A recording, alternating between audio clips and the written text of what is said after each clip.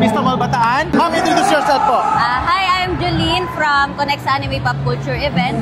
Owner po ako nito. So, it is a BIR registered event here in Bataan. Ma'am, bali ngayon, nagsama-sama tayo para sa isang event. Malaking event, guys. Ito yung IdolCon 2025. Ma'am, konting background naman about sa IdolCon. So, yung IdolCon, ano siya, naging idea siya ng lahat ng members or staff ng Connects, which is, naging, ano din siya, parang way para makakonect kami sa community related to music and idols. Since, mas napapanahon kasi ngayon yung mga idol related na mga anime. So, ayan, tinry po namin siyang gawing team and we come up to this, yung maging idol ko. Ma'am, yung IdolCon, first time lang ba dito sa Vista Mall? Yes po, actually ito yung unang beses na magkaroon ng IdolCon na team dito lang sa Bataan. At saka sa ano rin namin, sa team din namin. Wow, nakakatuwa at na-interview ko kayo. Guys, tanungin din natin kay Ma'am Jolene kung ano pa yung pwede nating i-expect sa IdolCon.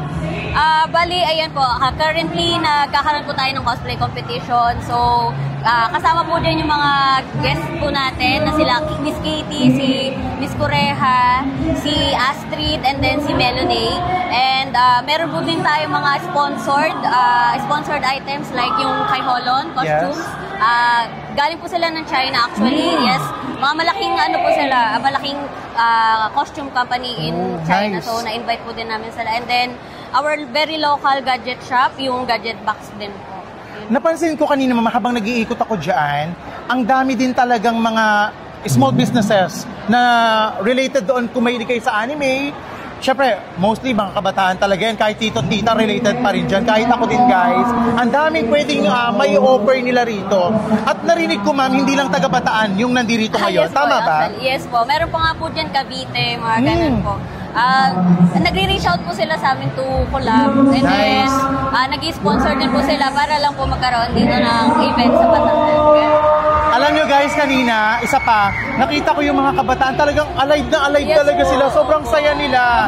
Actually, isa din to sa magandang way talaga para ma-build talaga yung magandang connection sa mga bata, sa mga kabataan.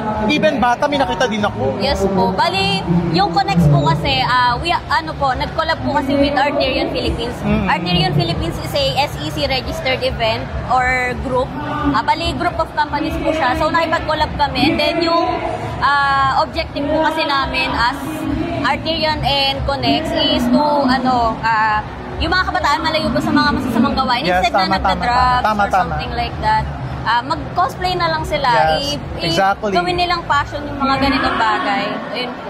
Guys, napakaganda ng objective nila, lalo na ngayon, kailangan talaga ng mga kabataan. Nagiging sila more on idealistic kasi napaka-bold ng mga youth ngayon. Ang gandang platform. Ma'am, thank you for this opportunity na nakausap kita. And hopefully, sana God's will, lumago pa tong ganitong platform na kung saan hindi lang Bataan. Yes. Kumbaga other provinces, other Manila or saan man na marami kayong napapasaya. Actually, we started our mall events in Harbor Point po talaga. Oh, okay, Olonga po. So, pangalawang mall po itong si Vista Mall. And then we have other events din like sa Freeport area of Bataan, nagpapa-event kami doon. And then sa Plaza Mayor de Balanga, last May.